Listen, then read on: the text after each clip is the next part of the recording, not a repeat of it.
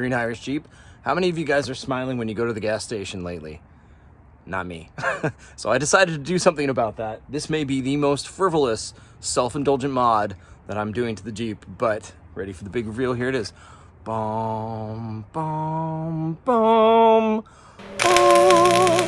It's a custom fuel filler door.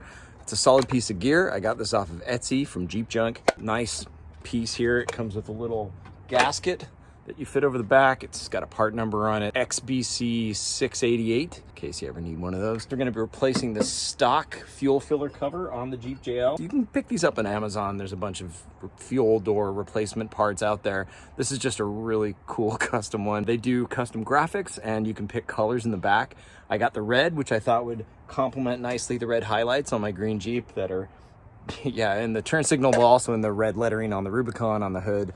And I just thought, this is really cool and put a smile on my face, which would not be there otherwise when I go to get gas. So you need your trim remover tool, your Torque 40 piece, which should have come with your door removal kit. And what we're gonna do first is we're gonna have to remove the rear tail light. That'll get us access to this. Then we're gonna take this and pop this right on. It should be a pretty easy mod. To remove the rear tail light, you need access to this panel here, which is where your trim remover tool comes in.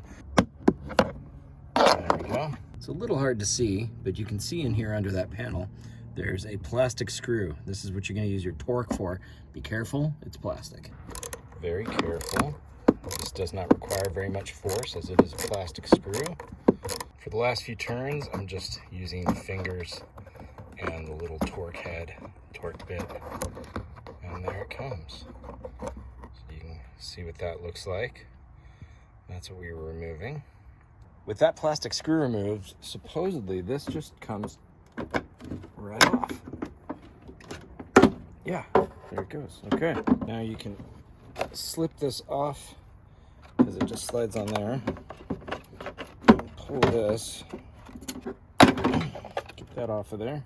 With that popped out of there, we can just move the tail light over and set it down, and we have access to this panel now. So now we'll just unscrew the gas cap here.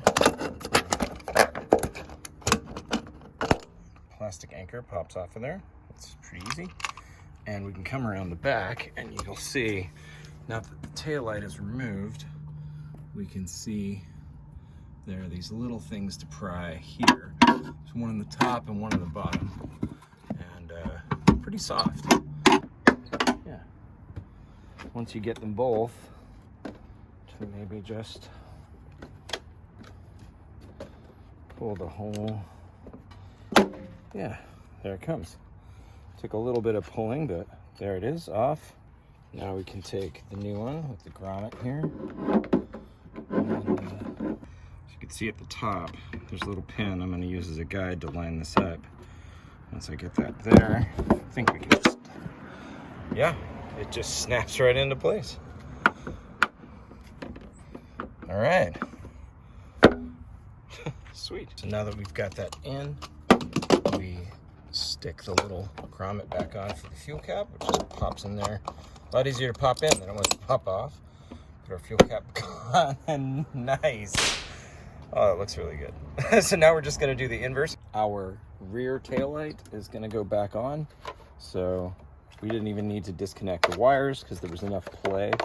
So we just need to slip that back on where it was, there.